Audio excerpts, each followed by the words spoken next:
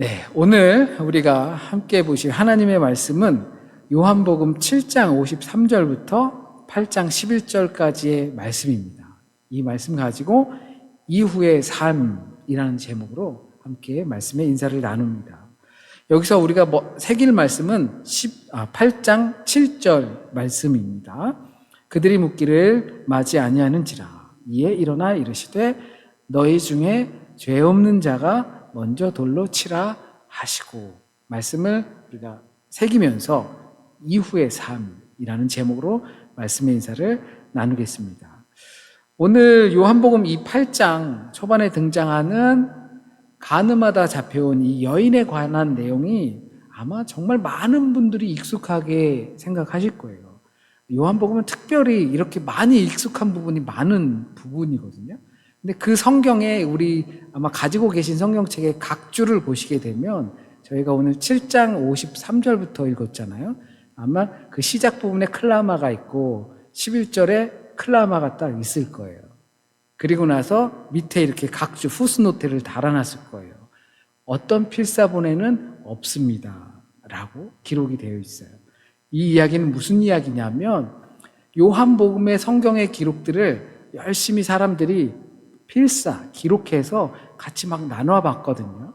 근데 그 수많은 원본 텍스트 말고 수많은 필사본들 중에 어떤 필사본에는 빠져 있었고 어떤 필사본에는 있었던 거예요.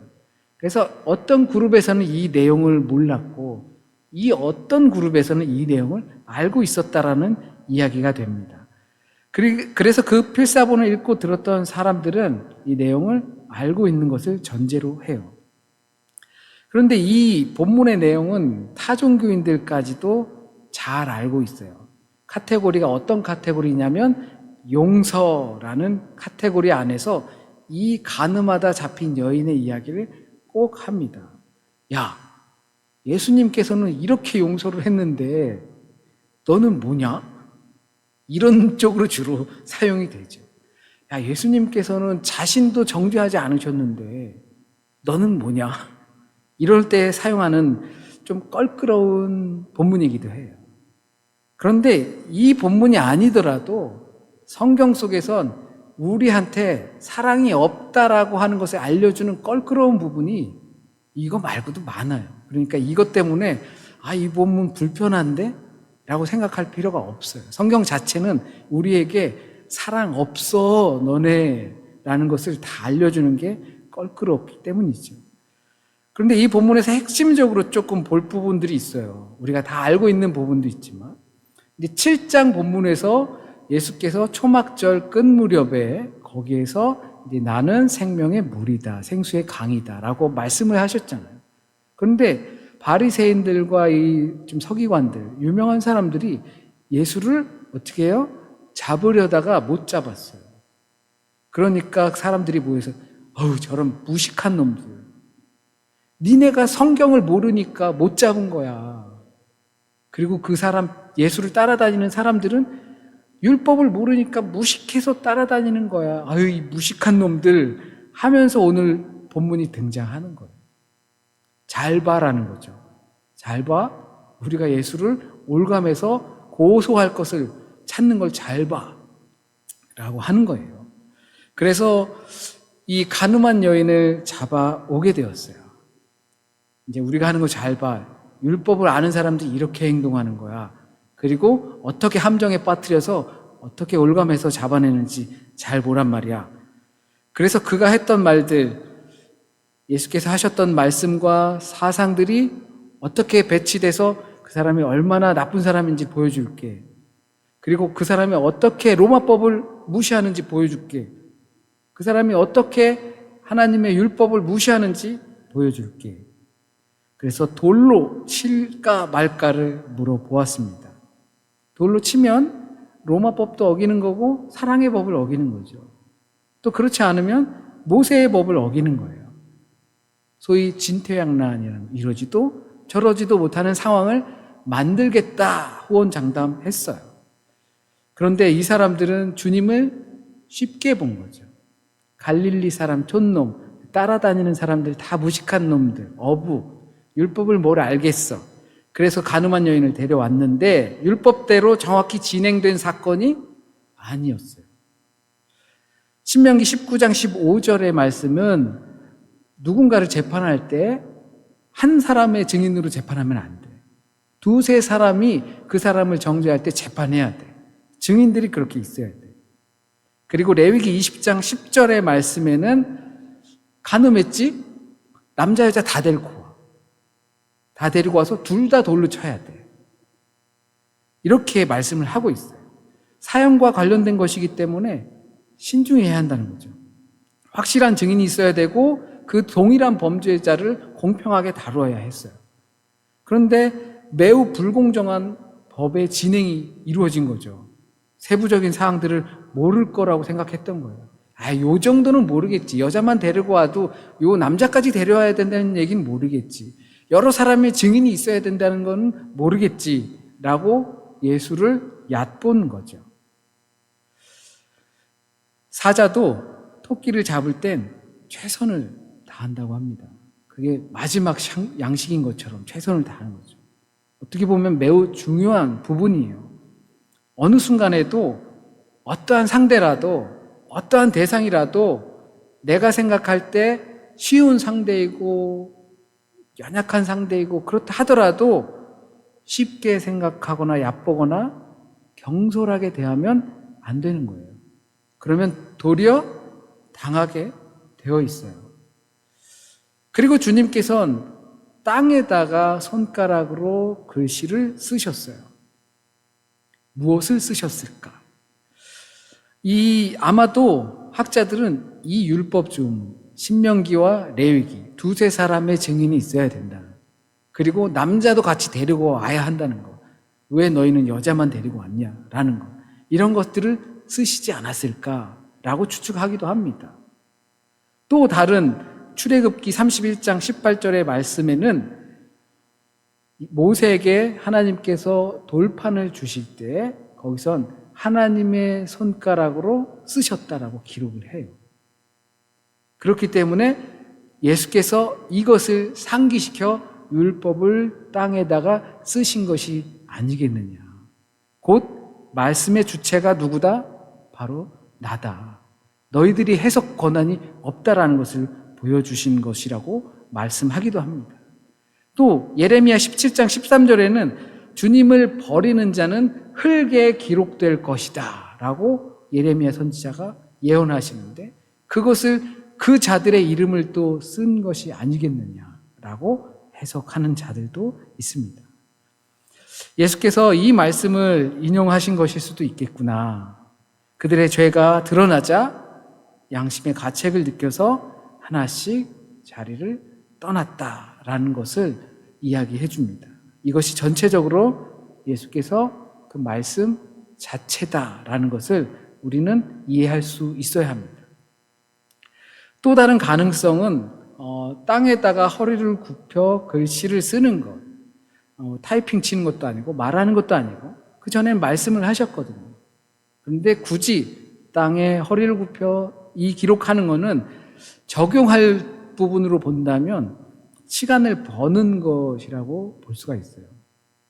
그 엉성한 율법이라는 그물을 가지고 와서 의기양양하게 그 예수를 고발하여서 어떻게든 잡아 넣으려고 했는데 보통 사람들이라면 그렇게 나에게 다가온다면 싸움이 나죠. 다툼이 벌어져요. 내가 모를 줄 알아? 나도 다 알아. 그러면서 싸움과 다툼이 나요. 그런데 허리를 굽혀 땅에 기록하는 시간을 번 것이 아닌가 생각해 봅니다. 이것은 학문적인 것은 아니지만 우리가 생각해 볼 때 우리도 이와 같은 다툼의 여지가 있지 않겠어요? 그럴 때 정상적으로 하다 보면 다툼이 벌어지지만 시간을 버는 게 우리에게 꼭 필요해요.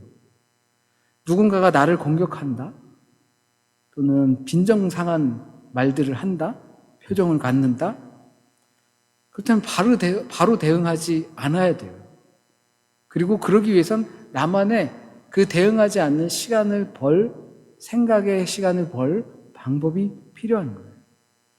예수께서는 그 율법을 이 땅에 기록하시면서 그 그 전에 예루살렘 성전에서 그냥 난장을 벌이셨던 그 예수님 성격이 율법을 그렇게 막 악용하는 사람들을 보면서 가만히 있으셨겠어요? 하지만 이 순간에는 말씀의 본체에 되셔서 이 시간을 버신 거죠. 우리도 관계 속에서 살아가다 보니까 이 자녀들 속에서도 그렇고 화가 치밀어 오르죠.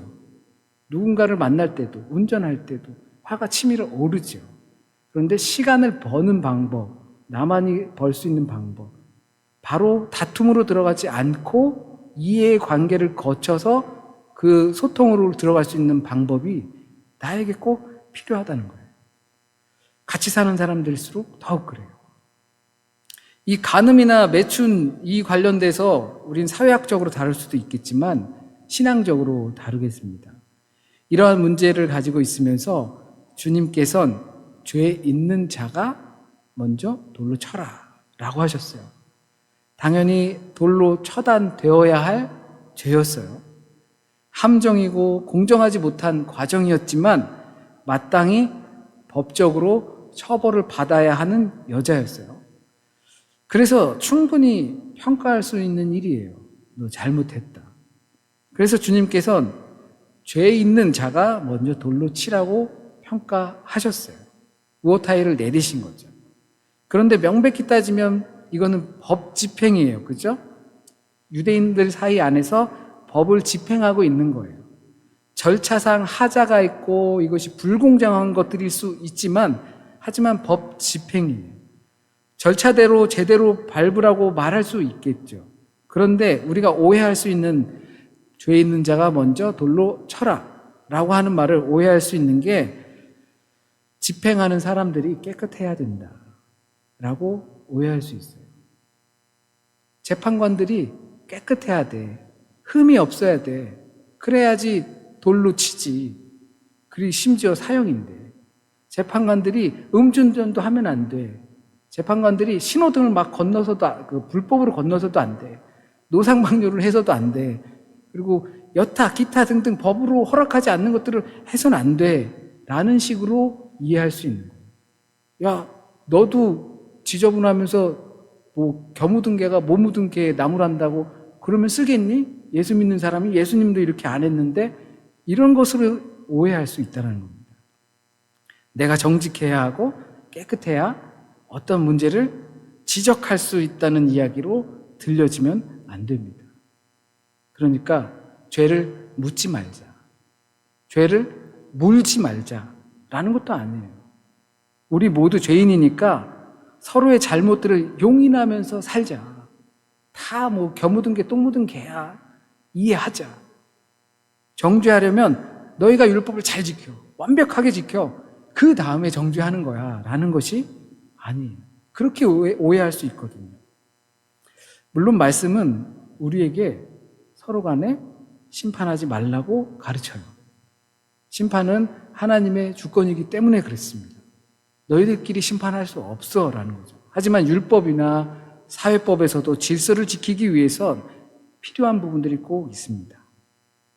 그러나 그 핵심은 누군가를 골탕 먹이기 위해서 누군가를 제물로 삼아선 안 되는 거죠.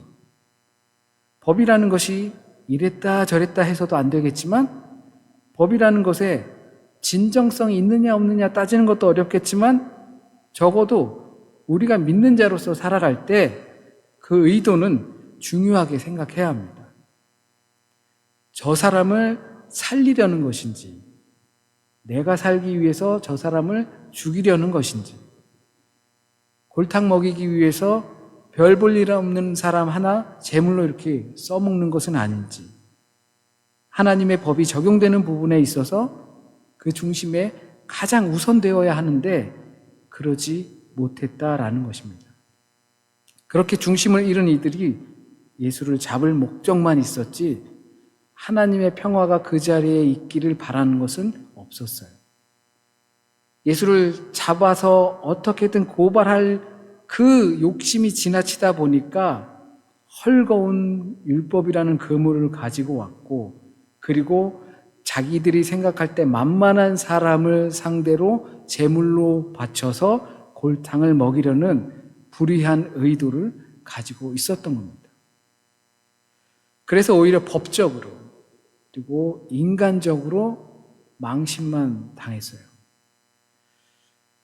누군가를 이렇듯 미워할 수 있겠죠. 골탕 먹이고 싶을 정도로 미워할 수 있어요. 사람이기 때문에. 어떻게 모든 사람을 다 좋아하면서 다 받아들이면서 살 수 있겠어요. 하지만 그 미워하는 마음 때문에 그 사람을 골탕 먹이거나 건수를 잡고 싶어서 무언가를 하다 보면 도리어 자기 꾀에 넘어질 수 있다는 걸 꼭 기억해야 합니다. 그 미워하는 마음 때문에 혈안이 되어 왜곡된 생각과 행동을 할 수 있다는 거예요.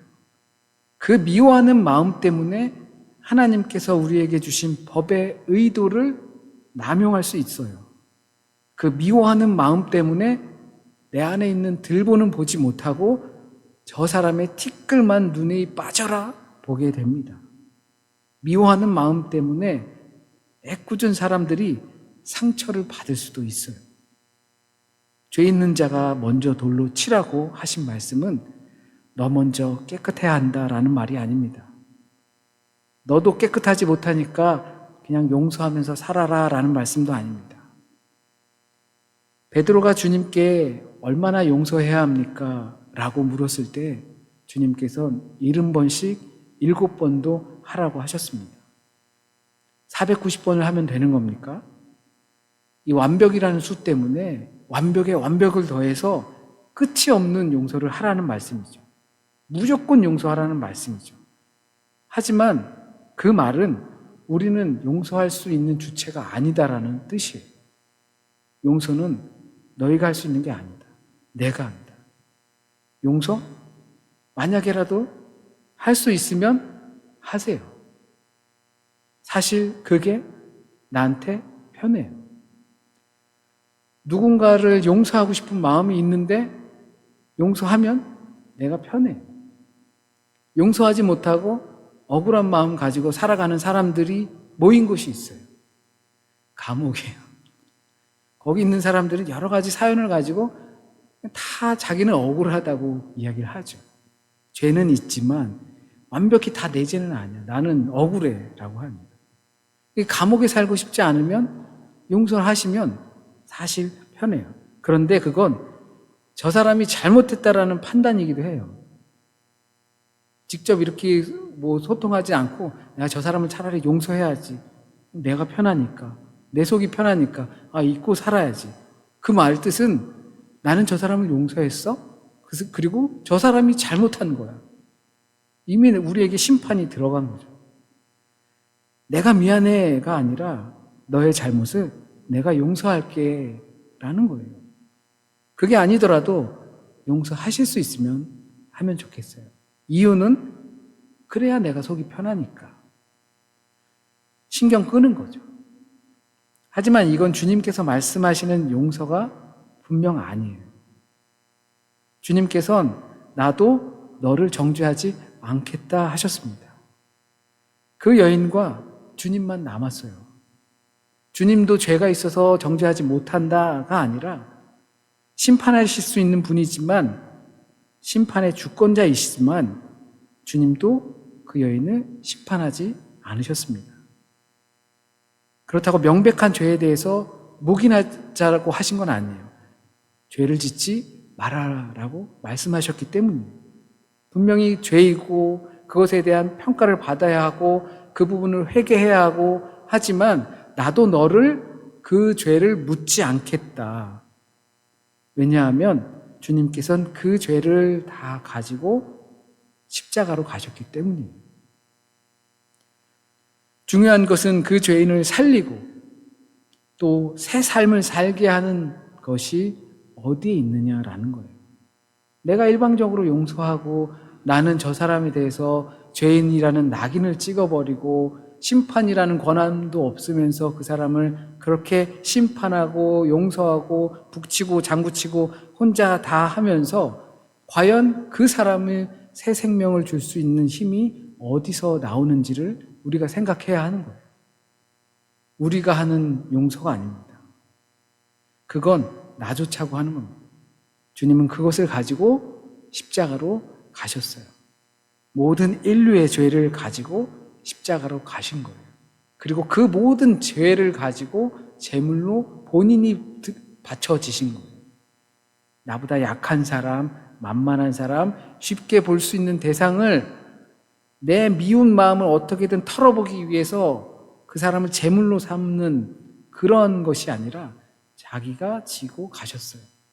우리는 그것을 할 수 없어요. 우리가 무엇을 할 수 있을까요? 율법을 철저히 지켜야 할까요? 아니면 상대로 그렇게 율법을 철저히 지켜서 상대방이 꼼짝도 못하게 촘촘한 그물을 만들어야 할까요? 상대방이 무슨 죄를 짓든 나에게 피해가 없도록 그냥 내버려 둬야 할까요? 우리가 고작 할 수 있는 것은 내가 쥐고 있던 돌을 내려놓는 겁니다. 주님 앞에 섰을 때 나는 돌을 내려놓을 수밖에 없다라는 겁니다. 우리가 주님처럼 모든 것을 다 희생하면서 내가 죽어가면서 내 몸과 마음 다 썩어 뭉들어져 가면서 용서할 수 있다면 그렇게 용서할 수 있다면 하세요. 그런데 주님의 말씀은 그것이 아니에요. 그 용서는 주님께서 하신다는 거예요. 다만 우리는 나의 정죄함을 위해서 들고 있는 나보다 약한 그것을 제물로 삼아서 누군가를 골탕 먹이려고 했던 그 돌을 내려놓는 거예요. 판단 중지라고도 볼 수 있습니다. 우리가 고작 할 수 있는 이 내 손에 있는 돌을 내려놓으시길 바랍니다. 용서는 주님께서 하실 거예요. 그 돌이 갖고 있는 얼마나 많은 사용과 의미가 있겠습니까? 정당할 거예요. 나도 억울할 거예요. 그 돌을 들 수밖에 없었던 사연이 얼마나 많이 켜켜이 쌓여 있겠어요. 그러나 그 미움과 분노에 찬 돌을 내려놓는 정도가 우리가 할 수 있는 일입니다. 이 가늠한 여인을 우리가 접하면서 무작정 용서하는 거, 되지도 않는 거 그냥 용서한다고 끌어안고 있는 것은 어떻게 보면 잘못 이해한 부분이 있기 때문에 그래요. 용서는 주님의 권한입니다. 그런데 용서하실 수 있다면 용서하세요. 내 속이 편하니까. 그래야 속이 편해요. 저 사람이 정죄를 받든 말든 상관하지 말고 그렇게 하세요. 그러나 정작 주님께서 하시는 말씀은 그 돌을 내려놓는 거예요. 우리가 돌을 내려놓는 거예요. 적어도 우리가 양심의 가책을 느꼈다면 그 돌을 내려놓는 거예요. 치려고 들었던 돌을 내려놓으시는 저와 여러분이 되길 진심으로 소원합니다. 그것이 저와 여러분의 이후의 삶이 되길 바랍니다. 기도드리겠습니다. 주님, 우리는 인간적인 한계를 명백히 인정합니다.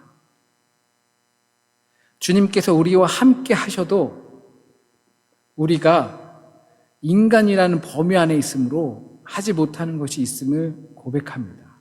아니, 권한을 넘봐서도 안 되는 것을 고백합니다. 주님께서 우리를 용서하셨듯 주님께서 그 십자가에서 내 마음의 응어리까지도 다 함께 십자가의 제물로 드려주셨음을 우리가 고백합니다. 누군가를 얕보고 또한 누군가를 제물로 삼고 누군가를 골탕 먹이기 위해서 들었던 내 손의 돌들을 주님 앞에 선 내가 내려놓습니다. 그것으로 내 가슴을 치며 주님 앞에 조용히 기도합니다. 주님께서 나의 아픔과 또한 우리의 무지함, 이 무지함들을 깨우쳐 주시기를 바라는 마음으로 우리의 가슴을 칩니다. 다윗이 옷을 찢고 회개하였던 것처럼 정죄하는 마음 먼저 있기보다 회개하는 마음이 우리에게 먼저 있길 원합니다. 그런 우리들의 있던 손에 있는 그 돌을 주님의 말씀이 살포시 땅바닥에 내려놓게 하시고 또한 돌아가게 하시고 또한 이후의 삶, 내 삶을 통해서 생명을 전해줄 수 있는 삶의 방향으로 바뀌게 하여 주실 것을 믿습니다. 주님, 오늘 우리가 이 시간 꼭 들어야 하는 말씀만 우리의 기억 속에 남게 하여 주시고 온전히 합당한 말씀이 우리의 삶에 뿌리 내리고 열매 맺게 도와주세요. 한 주간의 삶도 주님께 맡깁니다. 수많은 일정과 여정들 가운데 주님과 동행하며 손 꼭 잡고 가길 원합니다. 삶 속에서 흐르는 말씀들이 우리의 삶에 지탱이 되고 힘이 되고 의지가 될 수 있길 원합니다. 건강에 문제가 있거나 미래의 두려움과 계획하는 일들 가운데 주님께서 인도하시는 가장 선한 길로 우리를 인도해 주실 것을 또한 간구합니다. 한 주간의 삶 속에 주님의 은혜만이 충만하길 원하며 모든 말씀 우리 주님 예수 그리스도의 이름으로 기도드립니다. 아멘.